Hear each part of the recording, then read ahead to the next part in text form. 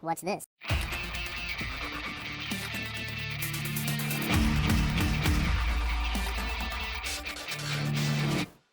Hello, welcome back to the Phreak Show. Bumpy McSquigums here. I want to thank you all for joining me as I continue with my Let's Play of Tyranny. I guess this is technically, officially, episode 1. Anyway, I said we're going to hop in, we're going to get to conquesting and doing stuff, so let's do that and try to get to the gameplay as quickly as possible, without taking away from the story and all the other stuff. So, all the world has fallen to Kairos, and now the Overlord's eye is on the Tears, our home. The last corner of the world free of Kairos' reign. 2 armies, the Disfavored and the Scarlet Chorus, march south from the Northern Empire, the last realm to fall to Kairos a century prior. In the early days of 428, Kairos' armies arrive at the Gates of Judgment, the mountainous border that we Tearsmen so long believed unassailable. Unable to agree on a unified plan of defense, the various leaders of the Tears sit and wait for each other to deal with the conquerors, until it's too late.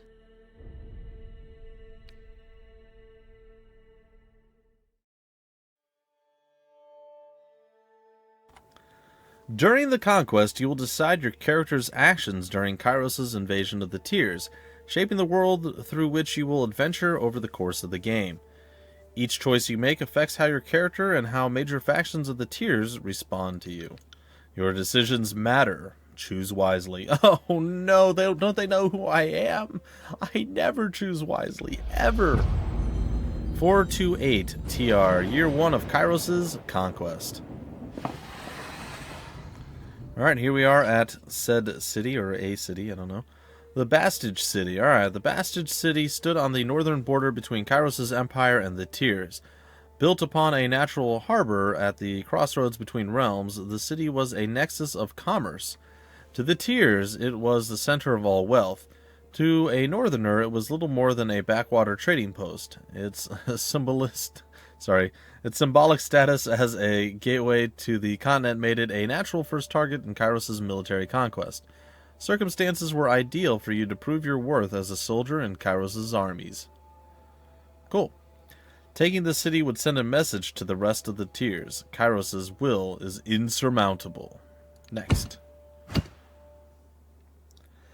Okay, we select a token on the map, the Gates of Judgment. In the first major engagement of the war, Kairos' armies cross the mountains and establish a foothold, or infiltrate the Tears. Both armies sent their forces to prepare the way. We'll go with the Gates of Judgment. The armies of Kairos took the battle to the Gates of Judgment, trumpeting the opening call of the conquest of the Tears. The 2 armies brought their distinctive sense of order and chaos to the assault. You went to battle alongside the army whose approach best suited your strengths.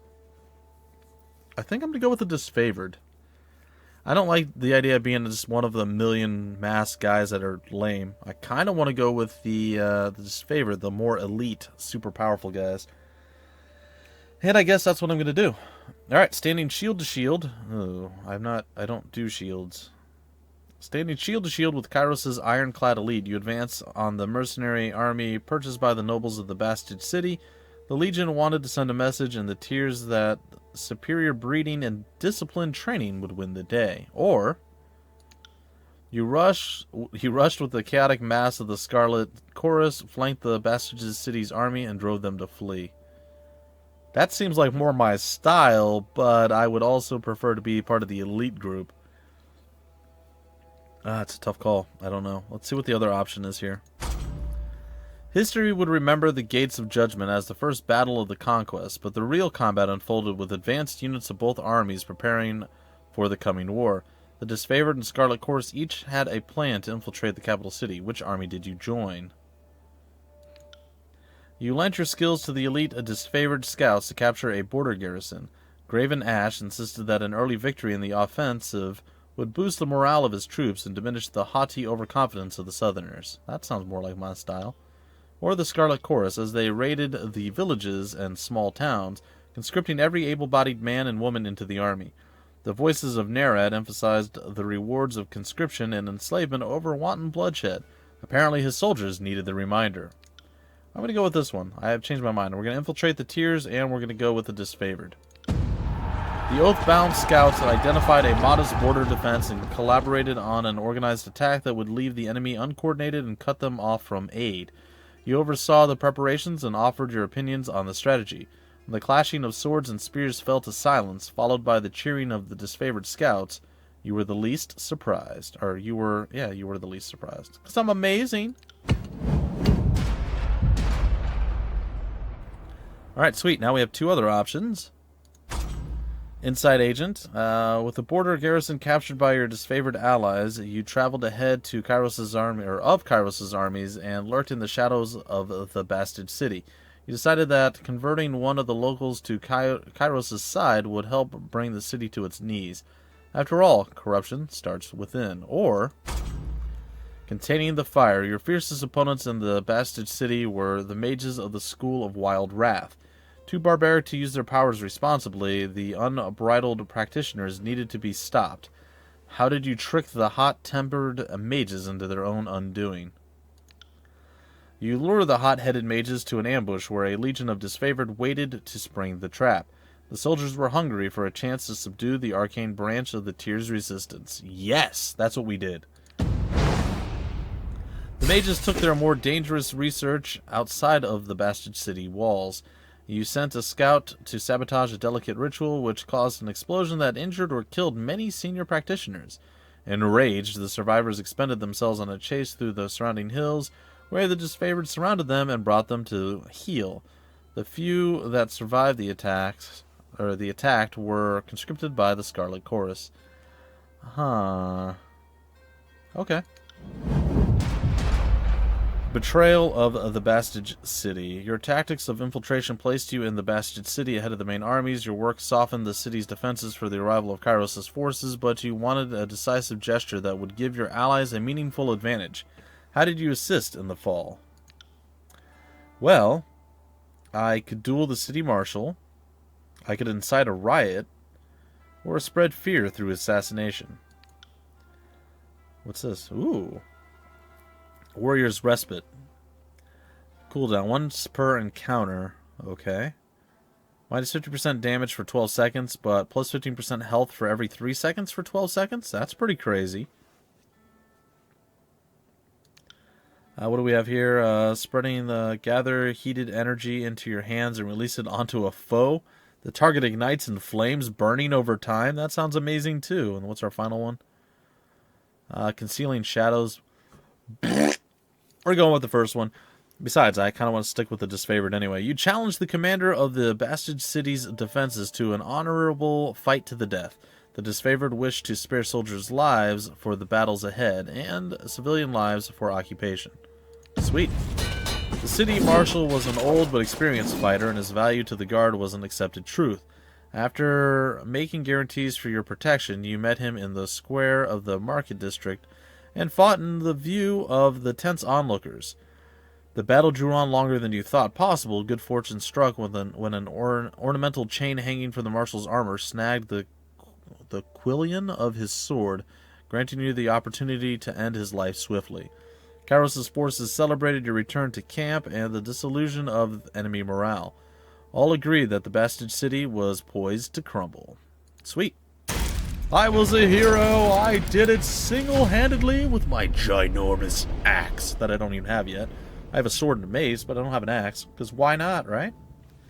Alright, the Bastage City settled into a new state of normalcy, with every tower displaying Kairos' banner. Your name was whispered alongside rumors of a decorated career to come. The armies divided into two fronts and migrated south. Tunin sent word that you were to join the next frontier of Kairos' conquest, either as judge and overseer of the settlement, of Lethian's Crossing, or as a war advisor with the armies advancing into the realm of Apex. I'm going to go with Apex. But let's see what they both say here. Okay, let's see. Lethian's Crossing. Deposits of iron made the settlement of Lethian's Crossing a strategic war asset. Kairos sent the forge-bound smith mages of exceptional skill to establish a flow of weaponry. Tunin, the abjudicator, sent one of his fate binders to ensure the enforcement of Kairos' law. Or Apex.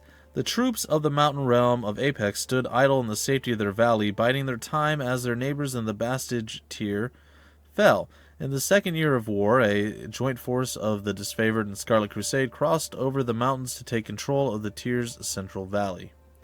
Yep, Apex. We will become the apex of all humanity. 429 TR, the second year of Kairos' conquest. Alright. Apex. The mountain nation of Apex, ruled for generations by the queens of House Vendran? Sure. Stood at the heart of the tiers. No army could bypass the landlocked realm without leaving their flank exposed to attack. By the second year of the war, the Disfavored and Scarlet Chorus had pushed deep into the tiers. Elements of both armies were dispatched to conquer Apex. Tunin assigned you to accompany them, tasked with bringing Kairos' law to the territory, as well as keeping an eye on both armies. Cool. Alright, we have two options again. The Battle of Edgerine Pass, or the Denial of Strength. We're going to go with this. The Archon of Stone's assault was perhaps too successful. The Battle of Edgerine Pass. The Disfavored sent their most destructive ally to crush Edgerine Fort. Cairn, Archon of Stone, buried the stronghold under an avalanche triggered from the surrounding mountains. The Scarlet Chorus were promised captured enemies for recruitment, yet none survived the onslaught. The Chorus demanded compensation. Side with the Disfavored. You congratulate the Disfavored for taking the pass without risking the lives of Kairos' loyal servants. At this stage of the campaign, it was vital to use any advantage that would mitigate any ally losses. Alright, cool. Scarlet Chorus claims were insignificant compared to the lossless victory. You congratulated the Disfavored and encouraged the Scarlet Chorus to better value their soldiers' lives. A suggestion that gang bosses took worse than the original offense. Vowing to remember this, the slighted army returned to the camp to sulk, if not lick their wounds. Alright, Swords of the Fallen. The Scarlet Chorus soldiers were found wearing disfavored armor. Ooh. The Marriage Bed Armistice. A local custom of tears created strife between Kairos' armies. Let's go with this one. Swords of the Fallen. Scarlet Chorus soldiers were seen wearing disfavored gear, supposedly taken from those who fell in battle. The disfavored were outraged, citing tradition that their armor was passed only to the next of kin within the army. In a debate of tradition versus practicality, you had to rule in favor of one army over the other. It's all about tradition. Punish the Scarlet Chorus soldiers. The fools. I kind of want to go right down the middle and be fair, but at the same time, I'm not. You upheld the disfavored's traditions and punished those wearing the Legion's iron. The army had come to deliver Kairos' peace, which came with a higher standard. I feel like I'm making the right choices so far. The Scarlet Chorus recruits bearing the Legion gear were identified, rounded up, and then flogged in the disfavored camp. Graven Ash and his soldiers called it a fair, if not wholly equivalent response to the injustice done. By way of reply, tricksters in the Scarlet Chorus filed hundreds of requisition forms requesting arms and armor, a clerical burden that somehow fell to you to reject each in turn. The Fall of Apex. Pleased by your support of the disfavored battle plan, the Archon of War selected you for a vital mission, to meet the enemy and negotiate a surrender, allowing Kairos' force to declare victory and move onward. How did you orchestrate the surrender of the enemy? Through days of meditation, you negotiated the surrender of the Valley of Kairos' forces, putting an end to further bloodshed. Or, taunting the Queen of Apex into striking you under a banner of truce, you baited the Queen of Apex into a duel and slew her, frightening her vassals into submission. That sounds a little bit more like me, but we're going to go with the days of mediation. Again, we're sticking with the disfavored. We're the elite. Your former enemies were loath to part with their lands, but they were even more reluctant to continue a war they were losing at every turn. The Tearsmen are a stubborn lot, and despite their grim situation, it still took days of discussion and diplomacy to show them the madness of tenacity. On the third day of mediation, the rulers of Apex finally submitted to your terms of surrender, putting an end to the war in the valley and freeing up Kairos' forces to march deeper into the tears. Victory! Alright, so twice now, we're good. Man, we're burning through time like crazy. I apologize, folks. I apologize. Alright, what do we have now? The land of Apex finally rested in the hands of Kairos' forces. The Scarlet Chorus paused to revel in victory while the disfavored prepared for the next fight, affording themselves but an evening's rest. Kairos' armies radiated out from the conquered citadel and worked their way across the tiers. The disfavored and Scarlet Chorus aimed to dominate as much territory as possible in the coming year. Your distinguished reputation in Kairos' military left the choice of your next destination yours to make. Alright, let's take a look. Sorry, guys. Let's see here.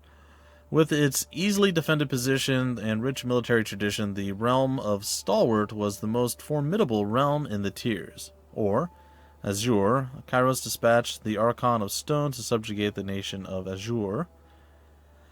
And Vellum Citadel, Kairos' conquering gaze fell upon the Vellum Citadel, its treasures, its knowledge, its secrets. Let's go with Stalwart.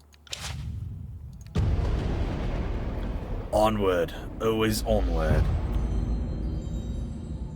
Year 430 TR, the third year of Kairos' conquest. Or year 3 if you prefer. The realm of Stalwart was best known for its proud army, disciplined, courageous, and undefeated on their home soil. Skill and resolve made Stalwart a military power that Kairos' forces approached with due caution. With its southern position, Stalwart had been largely safe from war, watching for 2 years as its neighbors fell to Kairos' forces. On the dawn of the third year of the war, Kairos' forces were finally poised to invade the Stalwart Peninsula and subdue the tier's most vaunted army. Alright, we can go over here. A contentious setback. A stinging defeat led to accusations among Kairos' armies, or marching on empty. Tragedy struck when hungry Scarlet Chorus soldiers appropriated disfavored supplies. We're going to go with this. The Stalwart defenders burned their crops as they retreated, leaving the invaders little to forage. Starving, the Scarlet Chorus mob raided the disfavored's well-maintained supply lines, incurring casualties on both sides. Punish the Scarlet Chorus. He ordered that the thieving Scarlet Chorus soldiers be spiked for their affront. Even in a time of war, there was no excuse for allied armies to battle each other in violation of Kairos' peace. The disfavored rightly argued that they only had enough supplies to feed their troops. The Scarlet Chorus needed to better look after their own people. Agreeing with their assessment, you had the offenders staked outside the Scarlet Chorus camp, left to send a message that hunger was no shield from injustice, or from justice. Alright, next up, what do we have? Better dead than red? Yes. The Beasts of Stalwart. A new Scarlet Chorus tactic provoked disfavored rage.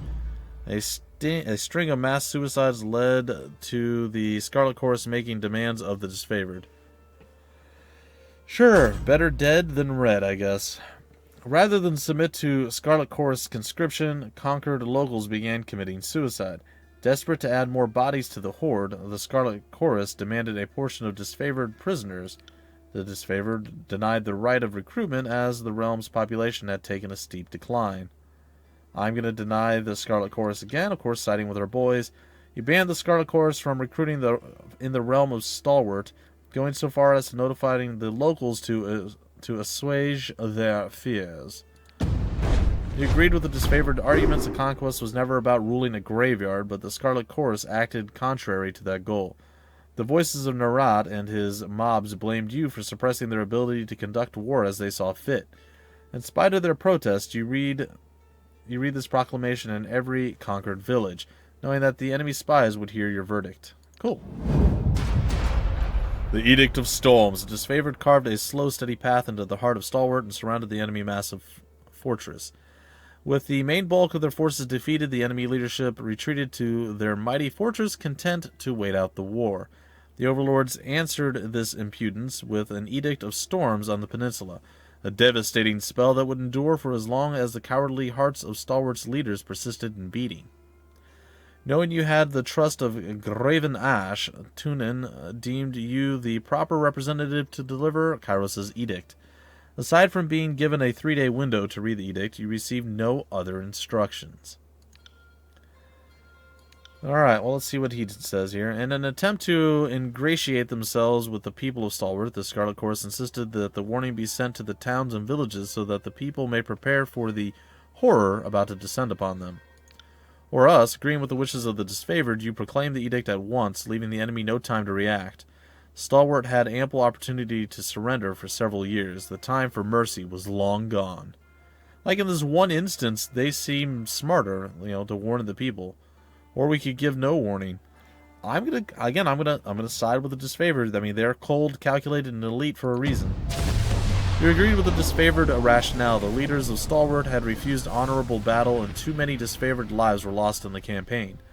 Since the last regent refused to leave the keep, you would let him watch as his people suffered. Without hesitation or regret, you broke the seal of Kairos' Edict of Storms and read the Overlord's incantation. Sweet. We're about to begin, ladies and gentlemen. I think we have one more thing to go through, and then we can finally get started for a few seconds, and then we're going to end up having to break off the episode. But we'll be through the bulk of the story and the character creation and all that, and then that means episode 2 is going to really kind of clench the whole gameplay stuff. The clear skies darkened as you read the final words of the edict. A flurry of wind and rain whipped through the rolling plains and craggy canyons, turning rocks, uprooted trees, and hapless soldiers into hazardous shrapnel. Armed with a measure of foresight, you were able to remove yourself from the area before the storms grew more violent. Over time, nearby communities told of cyclones consisting of thousands of soldiers' worth of limbs, spears, armor, and skulls. What's more, the weather showed no signs of dissipating. That's pretty crazy. Several units of disfavored who fought the enemy in spite of the advancing storm were caught up in the Overlord's magic. A few survivors regrouped and nursed their wounds. Their failure to topple the Stalwart Legion shamed them into believing the dead more fortunate. The name Stalwart fell from use. People took to calling it the Blade Grave, for the remade landscape festooned with the iron and bronze armaments of two once great legions. As Kairos' forces departed, you spared a glance back at the ruins of Stalwart, marveling at your work. You didn't have long to rest before Tunin called you into service once more. And with finality, I believe we get to choose our last dealie? Oh no, our conquest is complete. Cool. You have reached the end of Kairos' conquest. Do you want to continue or erase your progress and start over? Let's do it again, guys! No, let's continue. Alright, so there we have it, guys and gals. We're about to get into the game proper, and I am pretty excited. I have no idea what's coming. I have no clue at all. The year is 431, and Kairos' invasion has shattered all major opposition in the tiers. The Younger Realms, the Bastard Tier, the Free Cities. All who defied Kairos lay broken by battle, or bowed in surrender. The two armies of the Overlord, the Disfavored and the Scarlet Chorus, now control our lands. But our will is not yet extinguished. Not entirely. In the valley of Vendrian's Well, those of us unwilling to bow to Kairos have banded together in defiance. Violating an oath of surrender from 2 years prior, we have staged a bloody uprising, murdering the Disfavored and Scarlet Chorus garrison in a midnight assault. With their main forces spread across the tiers, the Disfavored and Scarlet Chorus redeploy to Vendrian's Well to crush the resistance, but months pass with no definitive battle. As disagreement and discord paralyze the Archons, we bide our time and wait for our message of insurrection to spread across the tiers. The Overlord is not amused, and Kairos has one message for the Archons: crush the Oathbreakers or die. Kairos backs this threat with an edict, a magical commandment that can slay all in the valley should the order be ignored. The honor of proclaiming this edict fell to you. Sent across the mountains to Vendrian's Well, you carry the Overlord's edict to read before the Archons. As you finally make your way through the winding mountain passes into the valley, the ground trembles, and Kairos' magic seals the way behind you. You are trapped in Vendran's well, with Kairos' armies and the Oathbreakers. The only way to survive is to fulfill the terms of the Overlord's edict, in any way that you can.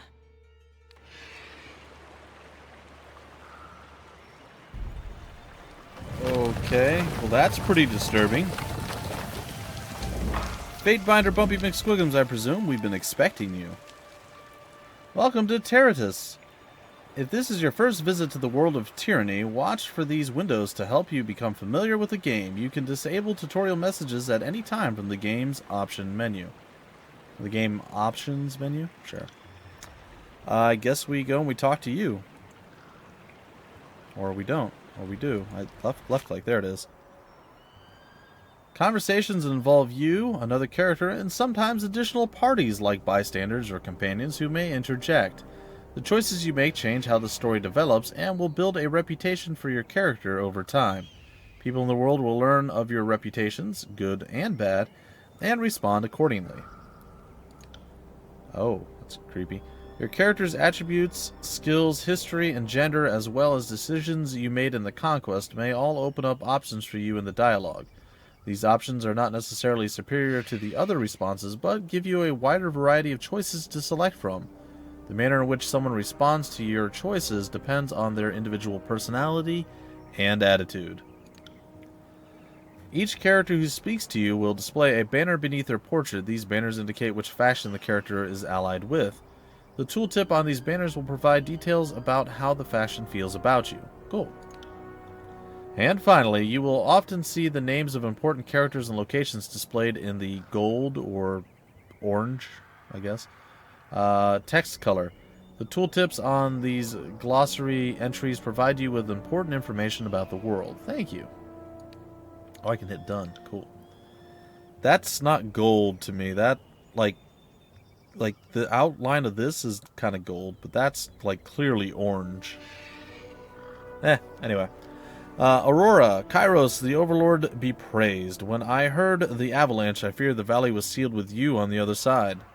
The disfavored warrior clasps her gauntlet to her breastplate, the traditional salute of the Legion, or of her Legion. Alright, we have no favor or wrath. Okay, cool.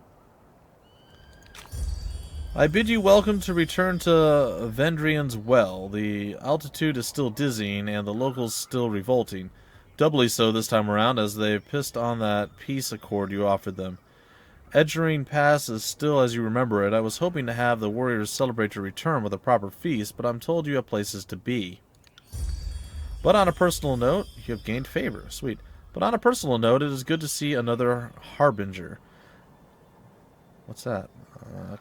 Conquest decision. Okay, barely 10,000 disfavored departed the Northern Empire to conquer the Tiers, and the disfavored in country today were part of that original muster. While Scarlet Corps faces come and go, you've seen a lot of the same disfavored over the years. This is Aura. Let's right-click to see. Aurora Stoneshield of the 2nd Cohort, veteran of the original Varendian's Well campaign 2 years prior. You saw battle with her and her team in the infiltration of the Tiers that occurred weeks before the major opening battle at the Gates of Judgment. Those who took part in these daring pre-war raids refer to each other affectionately as Harbingers. We are the Harbingers of Doom. Alright, by Kairos' will, most of our old invasion force still lives, but most of us have been scattered across the Tiers, reassigned as needs change. I miss those days, when there was so much battle ahead of us, so much glory to still be won. But I know the Archons are expecting you. Don't let me wax nostalgically about the old days. Glare silently. I'm not quite that mean. I'm in a hurry to deliver the message to the Archons. I come bearing an edict of Kairos. Our soldiers will complete their tasks or die. 20 Laura, can you hear the hum in the air, that glow around the rocks? The avalanche is Kairos' magic. The Overlord has sealed the valley. We could try that, I guess. Your senses see more than mine, good Fatebinder. I do not pretend to know much about such things, but if that is Kairos' magic and you're here on important business, well, you don't have to be the Archon of Secrets to guess that you're here to proclaim an edict. What does Kairos have in store for the enemy? 10 years of festering plague? An edict of twisted bones? Kairos' most powerful magic is that of an edict, commandments cast upon whole regions that can control and destroy man and nature alike. Once cast, an edict can rain fire, wither crops, demoralize cities, usher in endless night, or do whatever it is that Kairos envisioned. No known force, magical or mundane, can stop an edict, though each edict is often worded to include some condition or contingency that will see it end. Cool. Some edicts have been short-lived, delivering days of wanton catastrophe, just as many have lingered for centuries. That's some pretty powerful stuff. I've come bearing an edict of Kairos. Our soldiers will complete their task or die. 3 it is.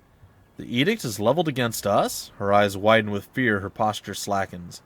But the Scarlet Chorus prevents us from taking action. Why would the Overlord punish both of us? She clears her throat with a sigh. Forgive me. It is not my place to question. We should have conquered the enemy within weeks of arriving in the valley. The delay reflects poorly on all of us. If we all follow Kairos' will and stop the insurrection, no harm will come to any of us. 2 Archons and their armies cannot take a citadel they've taken before. Of course Kairos is displeased. Are we going to go with the nice one, number 1? Yeah, I've seen why they call you Stormcaller. I saw firsthand what happened to Stalwart for the refusal to fight. Now we are the ones guilty of stalling and offending the Overlord. She clears her throat, blinking quickly as she recovers her composure. I'm sorry, as you said, if we follow Kairos' will, there is no need for concern, as ever the case. Well, you've traveled a long way. I won't keep you further. I'm sure the Archons will want to hear from you at... Her voice falls silent, her attention stabbing eastward with alarm. Did you hear that? More runners. 3rd time this week. The Oathbreakers keep trying to send messengers through the mountains to help, or to gather help from outside the valley. She points over to the collapsed path by which you arrived. But they're a bit too late for that now. Come, let's show these Oathbreakers a good fight. Looks like we're about to get our first taste of combat, guys and gals, and we will be breaking off the episode right after it.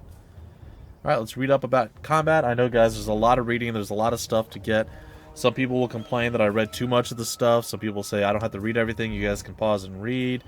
I try to do a balance of the two. If things aren't critically important that I don't necessarily need to know, I might skip and let you guys pause and read it.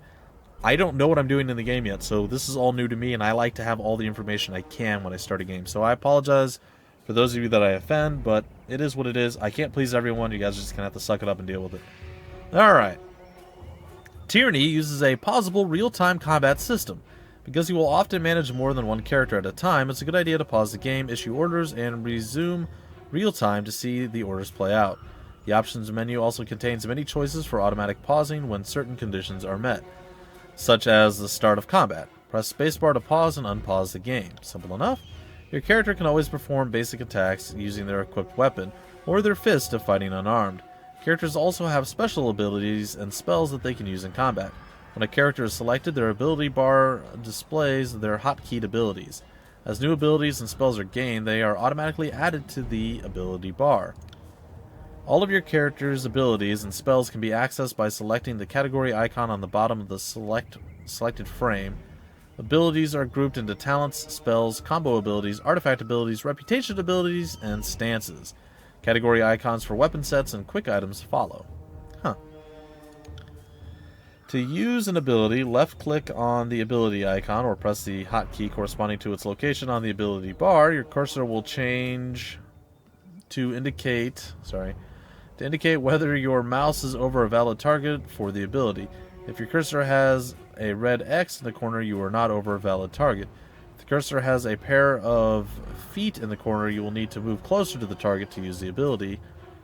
Let's see. For abilities that target party members, healing spells, buffs, you can click on the party portraits to target the ability on that party member. Press escape at any time to cancel the targeting ability. All characters in the game, friend and foe, have 5 primary defenses against attacks: parry, dodge, endurance, will, and magic. These defenses are based on the character's attributes, equipped items, and other effects. A character's accuracy is based on their skill with the type of weapon they are wielding. Accuracy is compared to the appropriate defenses when an attack is made to determine how likely it is that that attack will hit. And finally, there are 4 possible results from any attack. A regular hit. Oh, I totally missed my finger, guys. I'm sorry. A regular hit. I hit the keyboard. A critical hit, a graze, and a miss. Well, I didn't hit my finger. I critically hit my keyboard, and I grazed off my finger, so that's why. I was doing the 1, 2, 3... Anyway. Sorry. A critical hit increases your damage, while a graze reduces it. With each attack, you gain experience in the weapon's skill used to make the attack. Even a miss will grant you some experience. Oh, that's pretty cool. For the glory of Kairos! Alright, looks like we're about to go and start battle. So, what weapon are we using? I kind of want to switch to the mace. It sounds like a cooler weapon than what we're using right now. Let's go with the mace. Yeah, mace time! We're just going to right-click on him. Then we're going to choose her, and I don't know what she uses, but I imagine it's going to be amazing. We're just standing there. What? Come on, what are we doing? Right. Oh, you left-click on him. You don't right-click on him. Sorry, my bad. Oh, dang. Alright, hold on. So what is this? This is thrust. Okay, what does that do? Differently, single target attack that inherits elements of the attacker's fighting style. Oh, interesting. Let's sunder this fool. Will do. Alright, let's see what happens. Going for the sunder. Bam, there it is. Sunder, and we wounded him. Oh, we just slapped our girl. Oh, that's cool. Hit him again. That's one down. Let's check further along the path for more. Hey. Woman, stop. Alright. We're going to pause the game right here. We will check further down the path for more. And, ooh, lots of cool combat and fighting sounds. But that's going to do it for this episode right now. Hope you guys enjoyed. And in episode 2, we will begin in earnest. We got through everything. We're actually in the game now. We're ready to go. We're ready to start battling and doing fighting and all sorts of crazy stuff like that. So I'm feeling pretty good about it. Hopefully you guys are enjoying yourselves. And like I said, we're going to get to see how the game really progresses now that we're actually in it and we're in control and we can do stuff. Anyway, folks, if you enjoyed, please like, comment, subscribe, and share it. If you guys want more information about the game, information about the developer, the publisher, where to get the game, it'll all be down below in the description of the video. Once again, the game is called Tyranny. It's by Obsidian Entertainment, Paradox Interactive, and it drops on November 10th. That's when you guys can go grab it, you can play it, you can enjoy. Anyway, folks, until the very next episode, my name is Bumpy McSquigums. Thank you so much for stopping by the Phreak Show, and I will see you later.